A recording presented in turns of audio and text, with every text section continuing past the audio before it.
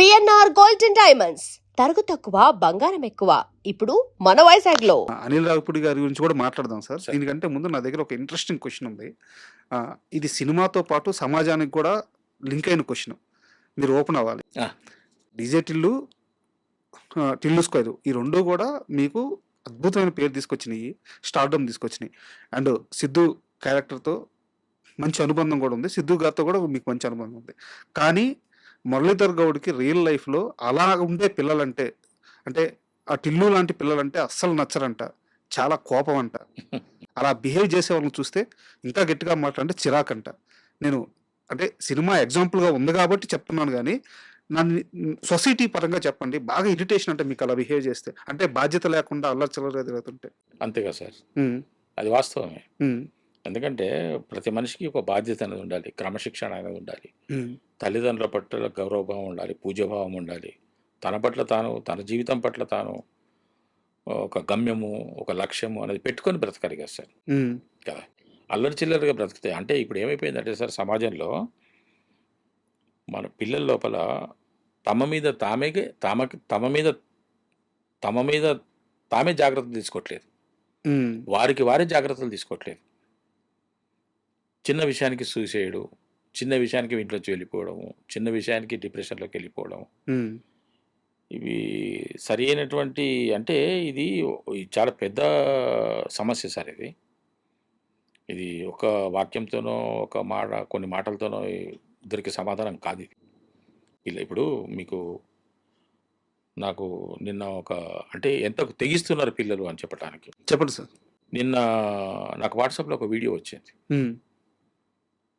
ఆ పిల్లవాడి వయసు బిట్వీన్ 12 to 15 ఉంటుంది, 12-15 సంవత్సరాల వయసు ఉంటుంది.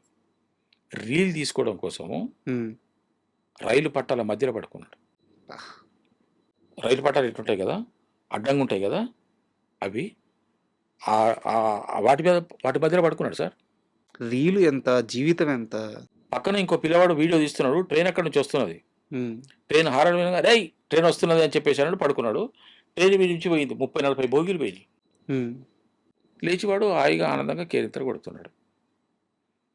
అంటే అది సాహసం అందామా, మూర్ఖత్వం అందామా, అజ్ఞానం అందామా, పిల్లల లోపల ఎటువంటి ఎంత నిర్లక్ష్యం ఉన్నది చూడండి. వాళ్ళ మీద వాళ్ళకి నిర్లక్ష్యం ఉన్నది. ఒక జీవితం, దాని విలువ అర్థం కావట్లేదు. మీరు ఇద్దరు బిడ్డలకు తండ్రి కాబట్టి మీకు కడుపు మండిపోయి ఉంటుంది చూడండి. పిల్లలు ఇప్పుడు నా మనవాళ్ళకి నేనేం చెప్పుకునే పరిస్థితిలో ఉన్నా సార్. వాస్తవంగా చెప్పాలంటే ఇప్పుడు నా మనవాళ్ళకి మనవరాలకి నేనేం చెప్పలేని పరిస్థితిలో ఉన్నా. నేనే చెప్పలేకపోతాను, ఇంకా మనం మందికి ఏం చెప్తాం సార్, ఇతరులకి ఏం చెప్తాం, సమాజానికి ఏం చెప్తాం. నా ఇంట్లో నేనే చెప్పుకోలేకపోతున్నాను. అట్లా మారిపోయింది పరిస్థితి.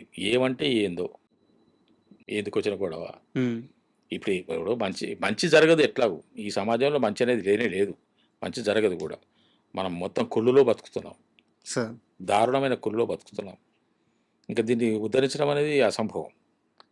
ఇంకా ముందు ఇంకా కలుషితమైన వాటిలో మనం ఎలా గడపాలనేది నేర్చుకోవాల్సిందే తప్ప దీన్ని ఏదో కడుగుదాము, శుద్ధి చేద్దాము అనుకోవడం మాత్రం అయ్యే పని కాదు. ఈ మధ్యకాలంలో నేను కాసల శ్యామ్ గారిని ఇంటర్వ్యూ చేశాను. ఇంటర్వ్యూ చేయడమే కాదు, వారితో ఒక సుదీర్ఘంగా వారి ఇంట్లోనే కొంత సమయం గడిపి వారి ద్వారా 4 పాటలు పాడించుకొని విని, ఆయన సాహిత్యం కొంచెం అదే ఒక సంబరం లాగా ఉండింది ఆ ఒక్క పూట. ఎందుకంటే కవి ముందు కూర్చుంటే ఆనందం వేరు కదా. మీరు కూడా కవి కాబట్టి. సో ఆయన బలం సినిమా గురించి, ఆ ప్రయాణం గురించి చెప్తున్నప్పుడు ఏంటంటే, సినిమా చేసినంతసేపు వాళ్ళంతా ఏడ్చారంట. కాసల శ్యామ్ గారు, వేణు గారు మ్యూజిక్ డైరెక్టర్. సో ఆయన అదంతా చెప్తుంటే నేను ఏడ్చేశాను బలం గురించి.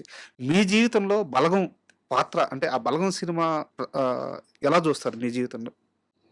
నేను మామూలుగా ఒక పాత్ర పోషించాలి అనేటువంటి ఆలోచనతో చేశాను తప్ప ప్రత్యేకమైనటువంటి దాని మీద నాకేం లేదు సార్. ప్రత్యేకమైనటువంటి ఆలోచన ఏం లేదు. నాకు డైరెక్టర్ గారు ఒక క్యారెక్టర్ ఇచ్చారు, ఈ క్యారెక్టర్ ఈ విధంగా ఉంటుంది, మీరు ఈ విధంగానే చేయాలి అని చెప్పారు. ఆయన సూచన మేరకు నేను ఆయనను సంతృప్తిపరిచే విధంగా చేశాను. దాని రిజల్ట్స్ మీరు చూస్తున్నారు, కానీ నేను నా వర్క్ మాత్రమే నేను చేశాను సార్. నాలో ఎలాంటి ఫీల్ లేదు. అంటే అంత పెద్ద హిట్ అవుద్దని కానీ ముందు ఊహించడం అలాంటి ఏం జరగలేదు. మేము 2 అనుకున్నాం సార్. కనెక్ట్ అవ్వకపోతే జీరో, ఉమ్, కనెక్ట్ అయితే ఆపడం కష్టం అనుకున్నాం. సార్ కనెక్ట్ అయింది. ఉమ్. ముఖ్యంగా ఆ పాట క్లైమాక్స్, ఆ పాట అంటే అందరం అనుకోలేదు సార్, ఇది కలిసి ఒక దగ్గర కూర్చొని అనుకున్నది కాదు. ఉమ్, ఎవరి నా అభిప్రాయం నేను మనసులో అనుకున్నాను. అదే ఉమ్. అట్లా ఆ పాట షూట్ చేసేటప్పుడు ఆ క్లైమాక్స్ పాట ఉంటుంది కదా సార్, అదే సినిమాని నిలబెట్టింది చాలా వరకు. ఆ పాట షూట్ చేస్తున్నప్పుడు ఏదన్నా మర్చిపోలేని ఒక ఇన్సిడెంట్ కానీ ఏం జరగలేదు ఏం సార్. జరగలేదు. అది 3-4 రోజులు షూట్ చేసాము. ఆ, అప్పుడో బిట్టు అక్కడ వాళ్ళని ఇక్కడ వీళ్ళని ఉమ్, అదంతా పీసులుగా జరిగింది కాబట్టి ఉమ్, మేము కాకపోతే నాకు ఆ కొమరయ్య, కొమరమ్మ వాళ్ళిద్దరు ఉమ్, భార్యాభర్తలు. ఉమ్, కొమరయ్య చనిపోయాడు ఈ మధ్య. ఆ కొమరయ్య కొమరమ్మ పాడుతున్న పాట వాళ్ళు కష్టపడుతున్న తీరు, ఎందుకంటే వాళ్ళకి షూటింగ్ అనేది కొత్త కదా. సార్ వాళ్ళు మామూలుగా పాడుకుంటూ వెళ్ళిపోతుంటారు వాళ్ళ దూరంలో వాళ్ళు. అవును. కానీ ఇక్కడ పాడిందే పాడి, చెప్పిందే చెప్పి, చూసిందే చూసి, దగ్గరికి వెళ్ళి అది కాదని మళ్ళీ అది చెప్పి, మళ్ళీ ఇంకో టేక్ అని వాళ్ళకి ఎంత కొత్త. ఇవన్నీ నేను సామాన్యంగా ఎవరికి ఆయాచితంగా డబ్బులు ఇవ్వను నేను. ఉమ్, కానీ నాకు ఎందుకో కొమరమ్మకి ఇవ్వాలనిపించింది ఆ రోజున. షూటింగ్ అయిపోయిన వెంటనే కొంత డబ్బు ఇచ్చాను. సార్ మీ సొంత డబ్బులు. ఆమె సంతోషపడింది. ఆ, అది నాకు అంటే ఆమె బాగా కష్టపడ్డది అన్న. కానీ వాళ్ళు అక్కడ పాడిన దానికన్నా కూడా ఇక్కడ స్టూడియోలోకి వచ్చేసి దాన్ని రికార్డింగ్ చేసేటప్పుడు వాడిన కష్టం చాలా బాగుందని నాకు తర్వాత తెలిసింది. సార్ 3 రోజులు 2 రోజులు రికార్డు చేసినట్టున్నారు. ఉమ్, అంటే రాజా గారు, కొన్ని కాలం కలిసి వస్తే, పరిస్థితులు అనుకూలిస్తే, దైవం అనుకూలిస్తే, కొన్ని ఎలిమెంట్స్ కలుస్తాయి సార్ అట్లా. ఉమ్, అలాగా బలగం అనుకున్నది వేరు, అది రూపుదిద్దుకున్నది వేరు. ఆటోమేటిక్ అలా జరిగిపోయింది. దాని దాని పిండి వేరు, ఉమ్, ఆ తర్వాత మారిన ఆకారం వేరు. రొట్టె వేరు. పిండి అదే, ఆ, సరే మనం ఏదో చపాతీయో పుల్కానో పరోటానో ఏదో అనుకున్నాం, కానీ అది ఒక మంచి తీపి పదార్థం అయింది. పరమాణం అయిపోయింది. అది నా భావన. సార్ అయితే వేణు గారు ఇప్పుడు ఎల్లమ్మ తీస్తున్నారు. సో మీకు కాల్ రాలేదా? ఎల్లమ్మలో బహుశా నేను లేననుకుంటా. ఎందుకంటే మా తమ్ముడు సరి అయినటువంటి క్యారెక్టర్ ఉంటేనే, ఆ క్యారెక్టర్కి సరి అయినటువంటి ఆర్టిస్ట్ కావాలనుకుంటేనే పిలుస్తారు. ఉమ్, ఉండొచ్చేమో నాకు అనిపిస్తున్నది ఇప్పటికీ కూడా. ఉమ్, అంటే ఆల్రెడీ కాస్టింగ్ అయిపోయింది ఉమ్, నాకు తెలిసిన వరకు. నేను తమ్ముడిని కలవలేదు సార్. మీకు విషయం చెప్తాను. నా దగ్గర అంటే నా స్వభావం సార్, అది మైనస్, పెద్ద మైనస్. సంక్రాంతికి వస్తున్నాం సినిమా అయిపోయిన తర్వాత అనిల్ రావుపూడి గారిని నేను ఒక 1 వీక్ బ్యాక్ కలిశాను. అవునా? అది కూడా ఒక షోలో కలిశాను. అంటే మీకై మీరు కలవాలని వెళ్ళి కలిసింది కాదు.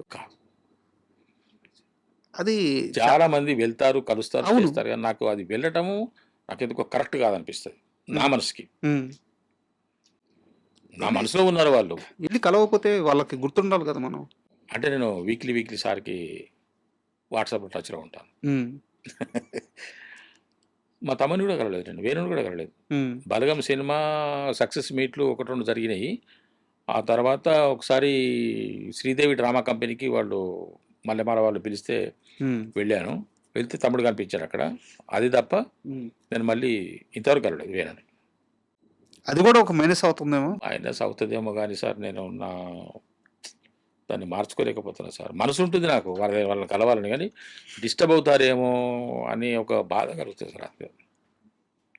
అంతే తప్ప వేరే ఉద్దేశం కాదు. ఉమ్, ఎందుకంటే చెప్పాను కదా, నేను జీవితంలో గుర్తుంచుకోదగ్గ వ్యక్తులు వీళ్ళు. అటువంటి వాళ్ళని నేను ఎట్లా మర్చిపోతాను. కానీ కలవకూడదని కాదు, వెళ్ళి కలవటం ఏమో ఎందుకులే, మళ్ళీ వాళ్ళు ఏమనుకుంటారో అని అనిపిస్తుంది, అంతే తప్ప వేరేగా సార్.